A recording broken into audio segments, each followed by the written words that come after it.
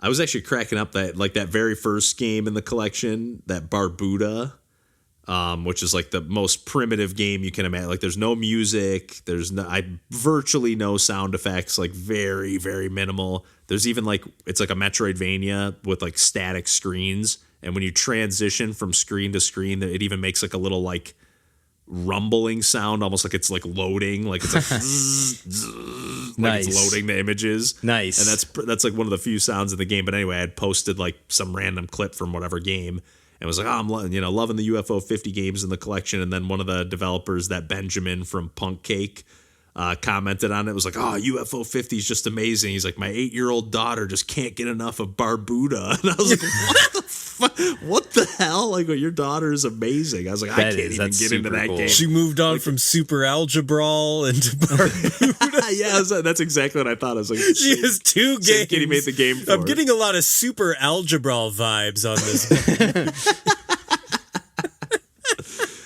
Oh, that's hilarious. But so funny. I was like, what kid gets into Barbuda, man? I mean, that game is as primitive as it gets. Like, even as someone who can appreciate the retro jank, it's like, I mean, it is retro jank.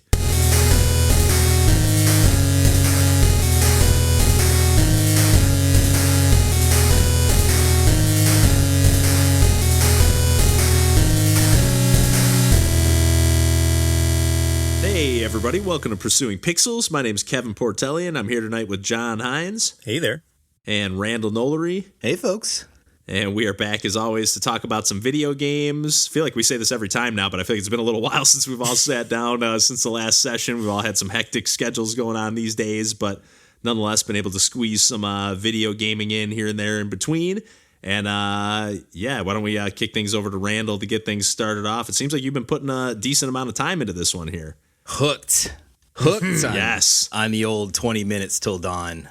Heck Yay, yeah, the third of us. I was gonna say trifecta. Yeah, and I know I grabbed this, like, I'm sure Kevin in one of the you were probably like, hey, this is on sale, like grab this, and it was already like $5 at most, and I'm like, yep, okay. It's like survival roguelike. I hadn't played one of these sort of games yet, but like, how could you beat that price? And I'm playing it on Switch, so the pick up and play of it all on for that sort of game, is just like hand in hand, right? Yeah. Ugh. And I'm really, really into it. I've unlocked all of the characters, of which, gosh, I'm not even sure how many characters. I think there's like about a dozen, like at least 10 or a dozen. Yeah. Yeah. And I've only unlocked like 6 of them. Like, I'm like 6, 7, 8. Yeah, stand out. Like, because I really liked how different all the characters controlled. Like, yeah, me too. Any that really stood out to you, or? Yes. There's that one that turns into like a deer character. Yep, that one rips. Yep. Wow, it rips. So like, it's almost a little overpowered. It's like so good once you know what you're doing. Like, especially when I'm like, oh, but is it going to like catch me when, because you go into this deer mode just like every, 30 seconds on or a timer. Yeah.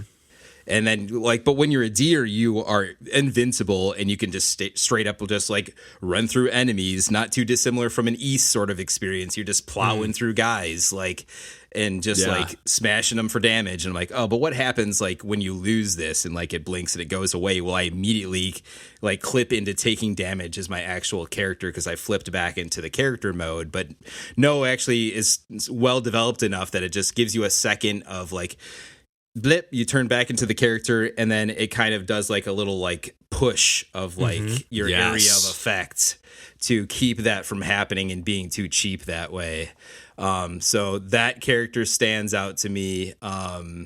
Gosh, what other ones? There's one that like shoots out, or there's a character that, is it a character or is it a weapon? Sometimes they get a little conflated to me because some of the weapons, especially once you really get deeper into a run and you start stacking up abilities, you're like, wait, what was the gun? What was the character ability? I don't even remember anymore. Because one was like a water gun, but like has like a separate like spore flower that rotates around your body, and that spore flower shoots out like spore attacks every 5 or 10 seconds, but then you can also shoot it with your bullets to manually make it like go off, or like kind of let it like build up and then shoot it for like a bigger thing if you're really getting surrounded by enemies. That's cool. Yeah. So I've like unlocked pretty much everything that I could, besides going through, because there's also the runes, right, which are kind of like your passive abilities. The meta progression, right, that are bringing that like roguelike of it all along as you're kind of collecting this currency, and your kind of experience points kind of builds this currency that you can kind of keep over time. And the cost of the greater runes that you unlock on these tiers gets kind of exponentially greater. So sometimes you'll, not unlike Rogue Legacy or some of these other games, you'll have a whole bunch of currency, but it's still not quite enough to buy what you might need. So, go ahead and do another run first. And okay, now you have what you need. And then, as I built up enough of those runes that are helping me on every run, then, I was starting to like really get into it. And I think I've beaten the 20-minute run 5 times. With different characters. Nice. Yeah. Nice. Yeah. With 5 different characters? Yeah. Yeah. Heck yeah. Yeah. So I really wanted to do different experiences every time. I tried to make sure like I played each of the 3 levels too. Like Forest is the one I think I like the least, which is kind of the first level it throws you in, because it almost looks like it like loops. Like there's not really. Yeah, I'm not exactly sure about that, but like Temple is the one with the hard walls. Is that or it's like you're boxed in and limited for how far you can go. Oh, interesting. I just assumed they'd all just like be essentially like a pumpkin palette patch swap, or just like kind of does too. Oh yeah, and they have different enemies too. Like like patterns are different. So like some of them are like a little bit harder. Like I remember, I think in Temple, like there you have the whatchamacallit, like they're like little like mind flayer or like floating brains that shoot projectiles, but if you get too close to them, then they like self-destruct. But like you can use that as a way, like, if you almost kind of kite the enemies, like you can get them to like do a chain reaction of self-destructing, and like fun little like other like strategies that you can get in addition to just like the characters and the weapons. Yes, and there's definitely strategy there with that, in that, given like Forest or well, actually a better example would be like Temple, where there is the borders. So like if you're seeing all of those floating enemies that are exploding enemies or whatever, but they're kind of too far off of like the border, you won't be able to collect their experience unless they're like on the landmass that your character is walking on. So you're better off. Even though it's a risk reward, it's dangerous. You got to kind of let them come in a little bit and then start that explosion chain reaction on them, so you can then kind of weave through and start collecting all the experience little dots. And that kind of feels good in like a Pac-Man kind of way almost. Yeah. Like it just feels satisfying that way to me. Like they nailed that feel as well, and there's even like buffs you can do to increase your like magnetism of those dots around you, and like even abilities that aren't just shooting. It's like when you run, it does like a little fire area of effects, and then that creates burn on enemies, and then if you have the right runes in place, burn can travel from enemy to enemy. And there's a lot going on there. There's layers there. It's fun. Yeah, I really like how it's really well crafted. Yeah, I like how all the different like upgrades or like buffs you pick along the way have like the different like branching buffs off of them too. Like that you can upgrade them multiple times, and you kind of get the first upgrade. I'm sure we said this when we talked about it before too, but like you get the first upgrade, and then you get to pick between one of 2 of like the next tier of the upgrades, and then there's like the final tier of the upgrade after that. So there's like just enough choice, and there's so many different upgrades that like each run just like does feel fresh every time, I feel. And you kind of have to pick a lane, because like if you like get like the lower tier like upgrade, then you're like kind of not really specializing in something, and you're not doing high enough damage. But like if you've only chosen one that you like doesn't really synergize well with either your loadout or whatever your upgrades are, you kind of like you have to get a little creative in order to like see, is like, all right, this is the only way I can do enough damage to keep moving forward. It's like, it's a very well crafted and balanced game.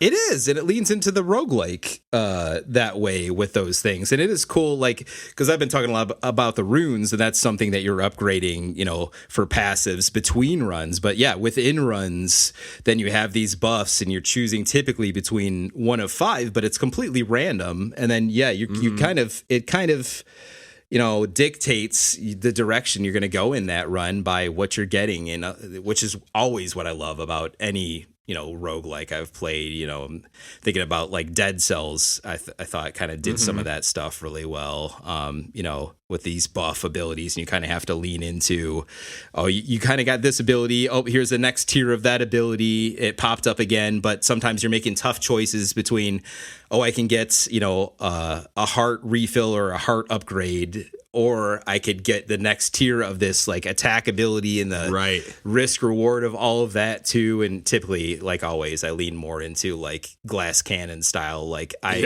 only need like 3 or 4 hearts. Let me just like go nuts. I haven't taken any damage yet. Yeah.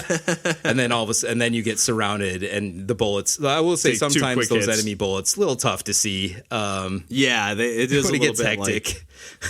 Yeah, I think it does have some settings that you can turn on, at least like outlines for like the enemies, and like a few different visual settings that you can like slightly tweak. It doesn't make it like night and day, but it might help a little, because it does get, especially with that limited color palette, it does get a little bit tricky to see. But I know John and I said this too, Randall, but like, how do you feel? Do you agree with like that 20-minute time length being just like pretty much like on the money? Yes. In terms of like a run not feeling too long, feeling like just substantial enough. Definitely. If I lose a run, I never really feel like, okay, I'm done. Like I always want to play at least a few. Oh yeah. And even when you win, feel like it's perfect. You're still kind of like, I could do one more. Try another level or something. Yeah, agreed. And even though maybe I'll just play and then I'll like pause it in the middle. But then sometimes it's tough to just pick it up like cold turkey in the middle of a run when you're not in the zone anymore. It's like, because it ramps up, like the speed and difficulty like ramps up at a good clip too. So like you don't even feel like when you do start over, you're kind of like, oh my god, you're I'm like, moving so let's slow. get this going. Let's get things rolling again. But it picks up pretty quick again. Yeah, it does. Good. Yeah, like I was getting cocky enough that I was like, okay, if I like at the beginning of the run now, I've done it a few times, I've won a few times, like let's really bring the enemies in. I'm like popping them off so like they're just staying on basically like as if I were on a set screen and I'm not like moving around, just so I can collect these experiences quickly as possible to like gain levels early enough in the run to get up to like level 30 or whatever or more. Have either of you gotten the Siege upgrade? I don't think so. No, It's at least I don't recognize it by name. Describe. It's one where like if you are motionless, then you get like a huge boost to either your like fire rate and like damage output. Yeah. But then like if you have like any like speed of movement upgrades, then like that doesn't like you're not using them, but like it's so good. I never had the guts to do those ones, but I would typically lean into like speed of movement stuff, and then a lot of times that'll like combine over with like if you do the wind gust stuff or whatever, and then like when you upgrade speed of movement, then that'll upgrade the wind gust damage too. Right. Like so many overlapping buffs. Yeah, and I love the summons too. Like like the dragon egg, and you're waiting 3 minutes, which is 3 minutes in this environment is a long time to wait. Yeah, which is like if you don't get that as soon as possible, you're not getting a benefit. Like exactly. Got to make some nice choices on the fly. Yeah, it's a good game. Really good game. I would always go like magic spears or the scythe around my character just to like keep stuff off of me, as much as possible. Give myself a little barrier. Have you done endless mode? No, I haven't actually. Oh, I didn't even know there was one. So the fun thing about endless is that there are no like limits or like hard caps for like you can get repeats of buffs and upgrades. So like I've done one where I think I had like 4 scythes going around me. That's like, amazing. It's so great. It's really fun. I like that like kind of Risk of Rain level of like, all right, you've done the like normal gameplay. Let's get some game breaking upgrades. Yeah. Risk of Rain is a good comparison. That is actually a pretty good. Yeah. This is more streamlined, of course, but like there's the ramp a feel up there. feels and the way like Risk of Rain like just keeps getting more and more difficult. I guess every game kind of does that, just gets more and more difficult as you get further on, or almost every game. Chugs a little bit on Switch, but I'm willing to accept this concession to just. There's a lot of particles on screen. Oh yeah, it gets nuts. I actually haven't run into too much chugging on my end, but I haven't even beaten the first stage I've only beaten the 10-minute runs. I've never beaten the 20-minute full. Lots run. of enemies on screen, but at the tail end of those 20-minute runs, and then you're often not to just mention your own projectiles. And your summons are also doing all their thing, and there's lightning effects off the summons attacking every 2 times, and and then it gets it starts chugging pretty good if you get a good balance of that stuff. I had one run that I did eventually beat on 20 minutes where like I was just I did not have the damage output to take down any enemies. So I was just on full just avoidance, and it turned it into like more of a shmup or bullet hell where I was that's just interesting. like just dodging enemies because I'm like, all right, I've got like 30 seconds left, but I cannot kill it. I just gotta find the clearing. Or make a pathway if you can, just like focus fire, like just to try and carve a pathway out. Use knockback just to clear a tiny gap to go through. Yeah, it's fun. Yeah, there's. Go ahead. The only other part that like came up that I continue to forget to think about, but I have been doing it, is there's almost like a little challenge thing before you launch each run, and I'm on like the 4th one of that, where like elites or bosses have, because there's also those that pop up, the dark can have more HP or whatever, like take more damage. So I've been trying to run through that just to give it a little different spice. Nice. To continue on with it. I don't know if there's any more unlocks to do, but very happy to have this. Good game. Yeah. It's a ton of fun. Yeah, I posted the video. I can't remember if I streamed it or just did a regular video of it, but I posted it the other day, and like somebody wrote this like massive comment, and they're like, so glad to see like somebody new finding this game, and like gave like a million tips, and like their tip was actually to like try to stay as stationary as possible, like or not necessarily stationary as possible, but like move around as little as possible so that you're just killing enemies and picking up their goodies without having to like backtrack. Because like if you start moving too much, then you just start killing enemies, and you can't go back and pick up that stuff until you recarve that path out. Exactly. And so that they just gave me like a ton of tips, like don't get discouraged, because I got like pretty close but didn't get there all the way. Oh yeah, but I was like, man, that's so cool. Like that positivity, and like just cool to see like a game like this, even though it is like a bullet heaven vampire survivors. I don't want to call it a clone, because it's definitely doing way more than that, but like it's definitely just doing that same kind of thing. But doing enough of its own thing and with enough of its own style to, warrant it being another cool, entry into the genre or whatever. Very much so. Yeah, I'm a big fan of this one. I think they nailed it. Yeah. Heck yeah, I'm gonna fire that one back up. But yeah, why don't we kick it over to John here for what you've been playing on the Steam Deck lately? I think the Steam Deck. It is on the Steam Deck, even though it is technically not on anything right now. Yes. If officially the game Monster Hunter Frontier Z, Monster Hunter Frontier G, Monster Hunter Frontier Online, any of these names that it has been known as over its 12-year run from 2007 through 2019, which is when the game shut down and the servers shut down and was no longer supported. You can no longer download it or get it officially in any way, but a very dedicated community of people who have played this.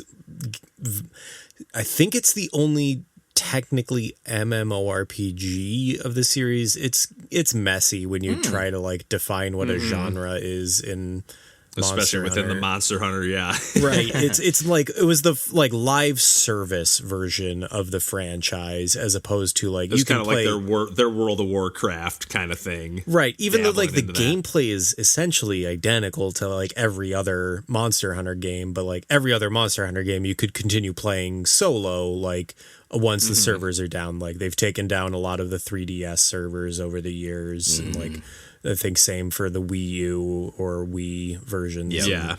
But anyway, this one was a long-running series that was known for having, I think, the most content because it was an MMORPG that they just were continuously adding new monsters, adding new levels, adding new ranks and whatnot. And so, like, I have been playing Monster Hunter Generations Ultimate a lot, which is on the Switch and still has a like very strong online community to play with, and like I've been going in and out of doing the solo missions of that game as well as doing a lot of multiplayer. But for whatever reason, that wasn't enough, and I'm a glutton for this series that just needs more content and more monsters. And I searched, and it's you can find it online. There are guides on how to find this game and run it on. There are private servers that people have like all around the world. Like there's like servers if you're based out of Europe and like North America, South America, like Asia. Like there are dedicated people to this long dead game. That's the best.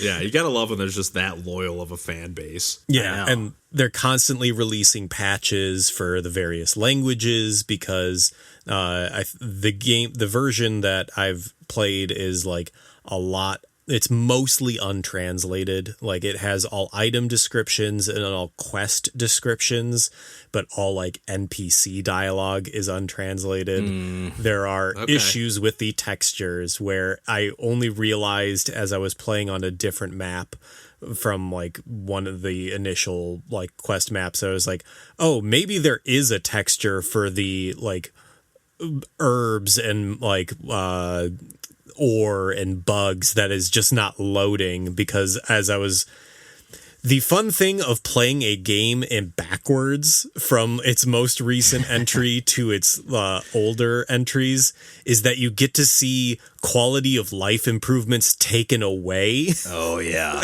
And going from I originally played Generations Ultimate but dropped it because it was too confusing of a game to like dive into, and then eventually played Rise and went back to World, and then went back to Generations Ultimate, and then went back now to Frontier, and seeing just like how difficult this series was. Like I am constantly impressed that anybody liked this game at any point in history before the modern era, just because it's not even difficult. It's just obtuse. It's like, but at the same time, like I'm playing Frontier and it is a game that was before any of my main weapons were introduced. Oh, so like the muscle memory that I've learned for a bunch of like the weapons that I've spent hundreds of hours playing is useless because those weapons do not exist at this point in the series. And so I was like booting up the game and it's like, what weapon do you want to play as? And there was no charge blade. There was no insect glaive. They had the PSP controls for light bowgun, but I can't do that without a dual stick like refinement that it has come from the modern era. So like a 3DS like control scheme for a like third person shooter is just not doable. Not cutting it. That's not great. No. So even with that added little nub for like a third stick, it not quite working. Circle Pad Pro, baby. Yeah, so I've been playing with Gunlance, a weapon I am nowhere near competent with, but I at least know what the general combos are. And already I've been like, it's so fun. I don't know, going back and like playing maps. Like these maps have been remade in later games. So like the very first map, I was like, oh, this map's in Rise. And then the second map, I was like, yep, this one's in Generations Ultimate. And I know where everything is. And even like kind of the areas where monsters typically are, like persists from title to title. So like, and they've added, I think, some quality of life improvements. Like the people who have kept and maintained these games, like give you a slightly higher ranked,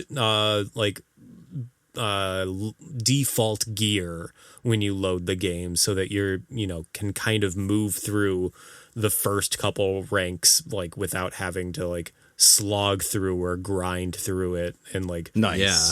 And be able to more easily collaborate online, I would assume, too, that way. Yeah, yep. That's a good point, too. Yep. Yeah, like the servers are still full of people, and like there are different servers for different purposes. Like there's a novice server, there's like a first time. Like, yeah, like I joined a server, and like in the chat was someone who's like said, "This is my first time playing a Monster Hunter game," and I was like.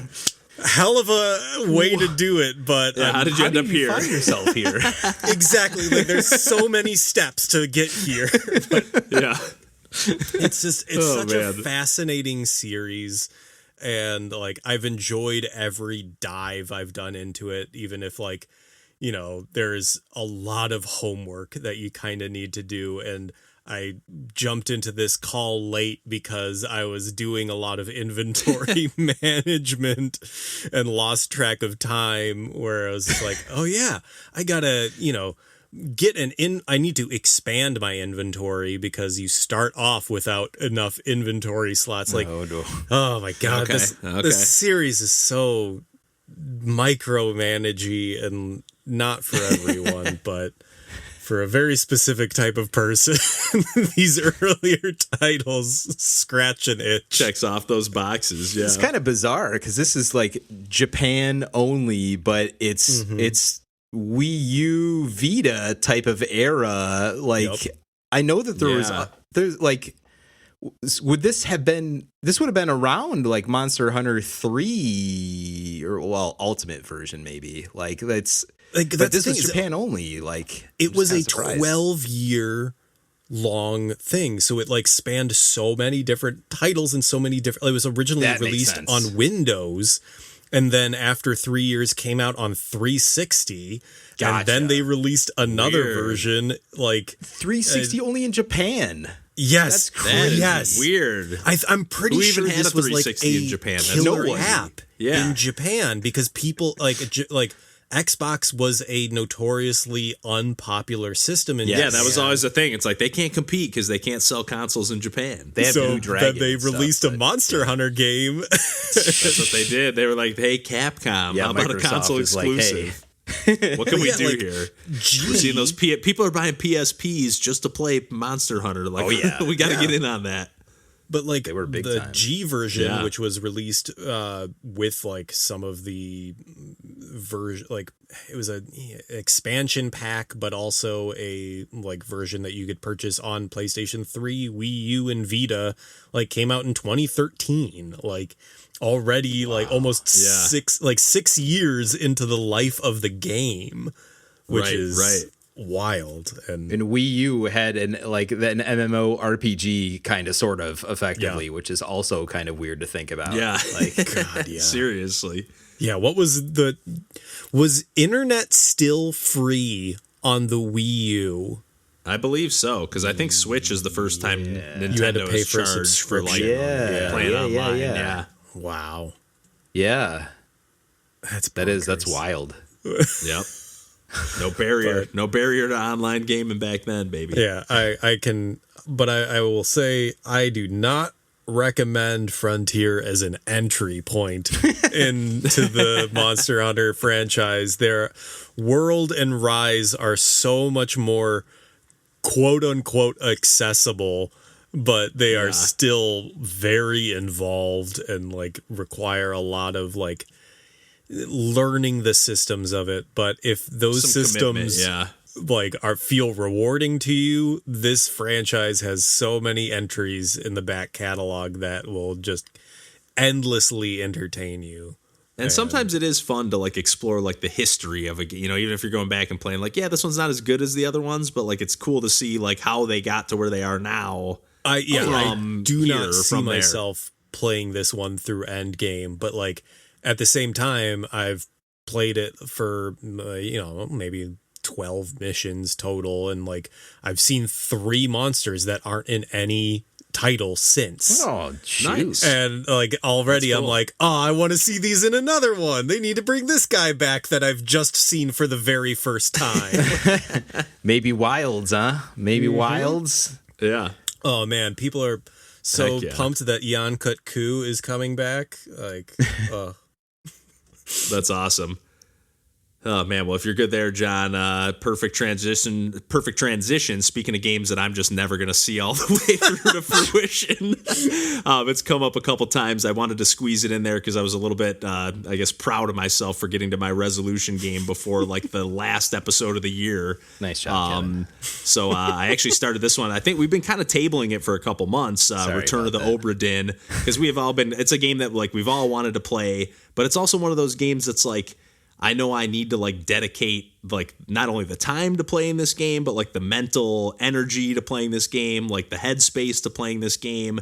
And we were talking about it earlier in the Discord. Like it's a perfect game actually for like kind of like playing a little bit, then letting it like you're almost like still playing it even when you're not playing it because you're thinking about things and putting the puzzle pieces together, if you will, in your mind, and then maybe come back to it later in the day or later in the week and it clicks. Like I do think it's one of those games like you don't want to come away or step away from it for too long because you got to keep things fresh in your mind, because this is like, if you're not familiar with the core conceit of the game, it's basically you're kind of tasked with this I wouldn't even call it a mission. It's more like a job, right? When you like start the game, an insurance adjuster. Like, I was like, I forgot the exact conceit there, but yeah, and you're like basically trying to like put the puzzle pieces back together of like what happened on this ship that like everyone, like the ship I think just shows up back at the dock or whatever, but like nobody's on it or everyone's dead on it or whatever, and you just got to try to figure out what happened exactly. And it leaves it pretty open-ended, although there's like a lot of,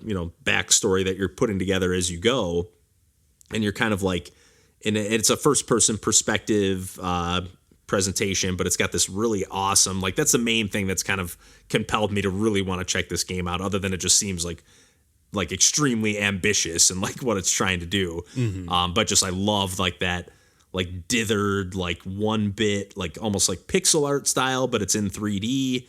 I just really love that 1-bit aesthetic that they got going on. Nice. It's incredible. Like like in screenshots and like in practice, like there was one scene that like I was playing with like Lauren in the room, and like you see the waves and like moving around them, like the particle effects of the waves as you're moving, like, and just repositioning yourself. It's incredible, like how much detail they can show with just it's 1-bit. Like it's just 2 colors. It's like basically like a souped up like Playdate game. Yeah, I mean, it's like essentially that. And then not to mention one of the things that caught me by surprise was the music in the game. I think we might have talked about this briefly on the Save It for the Cast, but like especially so like the first thing that you do in the game is like you walk on the ship, it looks like pretty much empty at first, and then like all of a sudden you see like a dead body laying on the ground. Probably the first one that anyone's going to see is this first one kind of like off to the left, and then you're like kind of prompted, you have this compass in your hand, and then if you press whatever button that like triggers the compass, it kind of like warps you back in time to the moment where that person that you are looking at got killed. So, but it's like warps you back into like this diorama freeze frame of the moment where you can hear the audio of what happened, and you're like hearing like the conversation or the argument or the gunshots in the background or whatever it might be. And then you're just able to move around in this like freeze frame and try to put together the pieces of like, okay, I'm pretty sure that's like this very first one. Obviously you don't know who anybody is. So you're like, okay, So then you have to get to the next body, kind of examine that. And you're like, okay, this guy's in the captain's quarters and he's blowing away these people. So I think the captain's going nuts and just starting to blow everybody away. And like, so you start putting it together, but then you start second guessing yourself because the way the game works is you have to like essentially pick. You're trying to figure out who each person is, how they died, and is it just those two things, or is there a third? Yes, element? but like sometimes how they died as like a special like contingency, like if it's like who killed them, or like was it another like sometimes it's a beast, or it's like there's additional like information that sometimes comes from the like cause of death. Yeah, like was it like a gunshot suicide or a gunshot murder or something like that, or something where there's like a qualifier extra, but it doesn't let you know if you're right on anything that you're basically like trying to fill out like the whole what's the word for like the passenger list or whatever. You're trying to like figure out who everybody is and how they died, but the only way that you're able to confirm if you're correct is if you have to get a set of like 3 of them and everything correct about them to like get it confirmed, which I have not even done that once yet. Now, to be fair, I haven't played it since we last talked about it. I haven't picked it up again since then. Mm-hmm. And I do want to play more of this game, but it is just one of those games where I just don't know if I'm big brained enough for this. Like it really is one of those games where like, I really do think you have to like probably have a notebook out, or at least really be paying like some serious attention. And just like taking more than mental notes, where I like to kind of just rip my way through a game and like half pay attention to what I'm doing while I'm listening to a podcast in the background. And like, this is not that game. This is like Myst, focus on everything that's happening, because you really are going to, like, as soon as you think you're right about something, you're going to see something else in the next scene that you go, oh, wait a second. I thought that guy was dead already. Or whatever, whatever throws you off guard, and you're like, okay, well, that just changes. I thought I was right about these 5 different things, but now that one thing is incorrect, that assumption that I made, now none of these other things are correct because they're not possible anymore. And it's just insane. So the in-game note-taking ability and resources, I think, is really good. To kind of like, I think it was almost like a requirement of the design of the game. Yeah, and I bet you it works even better on like PC, where you can like click on a mouse and just do it a little quicker instead of like doing it on controls, which it works fine with, but but like as you're moving around scenes, like even people who aren't necessarily like the like deceased or like involved in it, like the more complex the scenes get, you kind of can move around and like make notes or like highlight a person, and like it'll if you've seen them in another scene and you've made some determination or some note, like it'll bring up that information. Nice. And so like you can then bookmark scenes and come back to them, and you can replay them like also as many times as you need. I didn't know you could bookmark them. That's cool. Yeah. So like I've gotten to the point where I have done the first 3, and the first 3 are kind of gimmies to like almost like the tutorial of the game to explain, you know, here's how you do things, and they're giving you a lot of like information that's like kind of hard to argue. Like it's characters saying each other's names. Yeah, it's pretty easy to figure out. This is the captain, and this is the captain's wife, and there's a few first things that fall into place. Yeah, but like after that, almost nobody uses names because they're like usually the moments of their death. So you have to use a lot of context clues. But as you're doing it and you're seeing more and more scenes, you're making these small notes that like aren't necessarily full guesses, and they're not getting like cemented in, but like they are like, as like, oh, well, this guy was working in the carpenter room. Like he's got to be either the carpenter or the carpenter's assistant. So you're kind of like making these notes, and like, even if you're wrong, like you can go back and edit them after a fact. Like there was one where I was like, oh, this guy looks like he was knifed to death. And then like 3 scenes later, I was like, nope, that was definitely a sea monster that speared him. It was like, and it's, but so then like you can go back and edit and make these choices. But like, I think you can also like for the more ambiguous like moments, you can kind of just like put a placeholder item there, and then when you see another scene that's way more clear or like just completely like contradicts your original assumption, like it's really well like planned out on how you will take in information. It's presenting you information that may be ambiguous or contradictory on purpose to like make you think one way and then subverting that later on. Like it's an unbelievably well crafted like mystery story in that respect. Yeah, I love the flexibility of that design, though, of like, this is my best guess at this moment. I know I've probably got like 20% of the context of what actually happened here, but at least I can like plant, a hypothetical, maybe flag here is at least to move forward with. Because of these things, I think we might be, this person is probably the killer or they got killed this way and let's move on, right? Yeah. And I think there's going to be a point in the game where I will have seen all of the scenes, but I will have not even come close to making a majority of the guesses. Wow.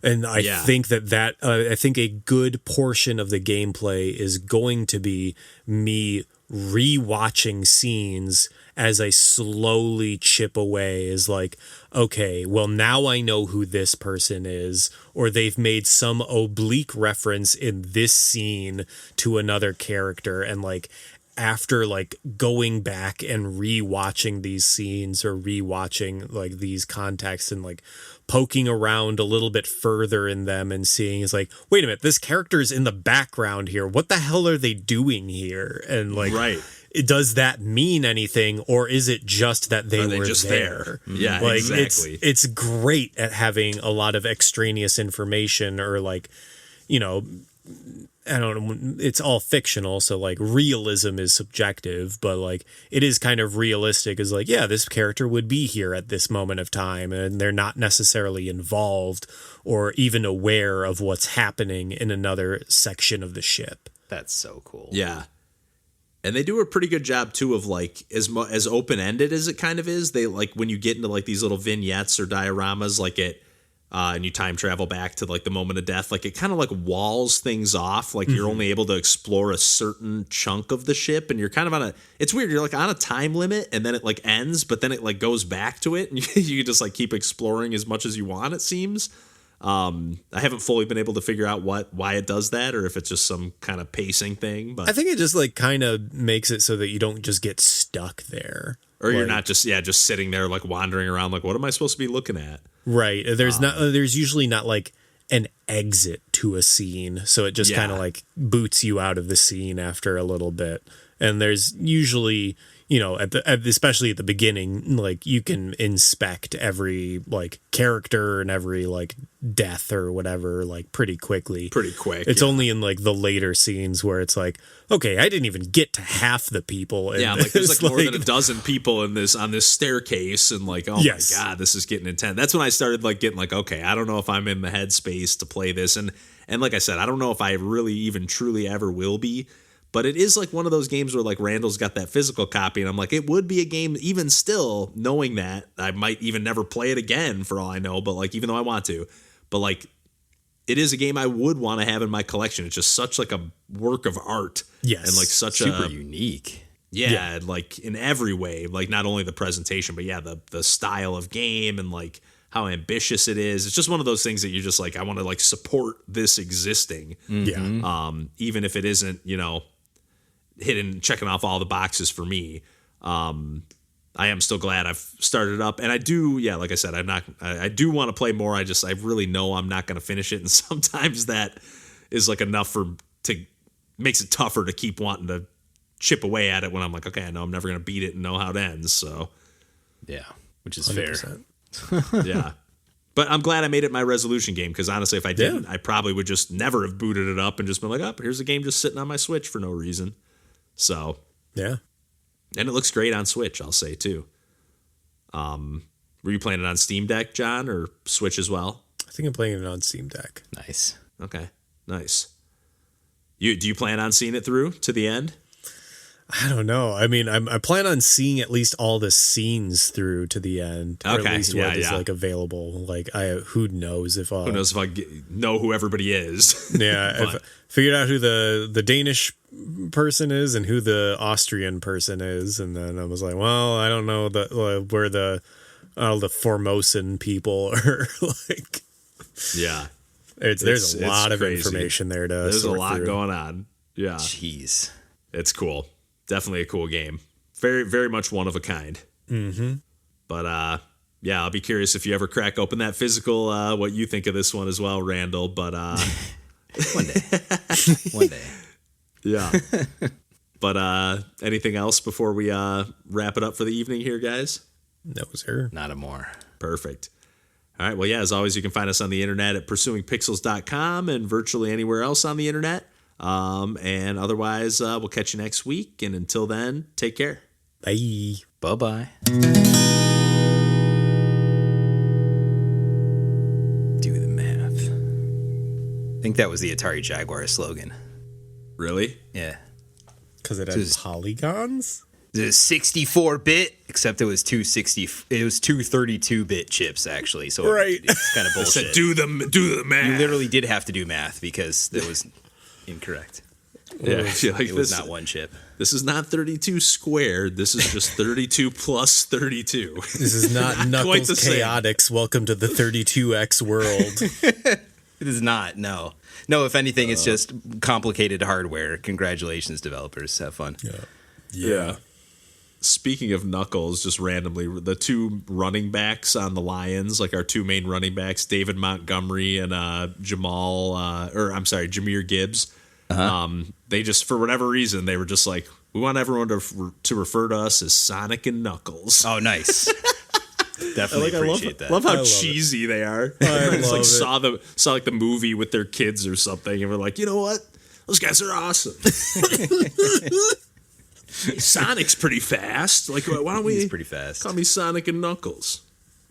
And those Knuckles is awesome. Idris Elba for some reason. What? Yeah, yes. He is. Yeah, he did the voice for that. Yeah. Oh my God.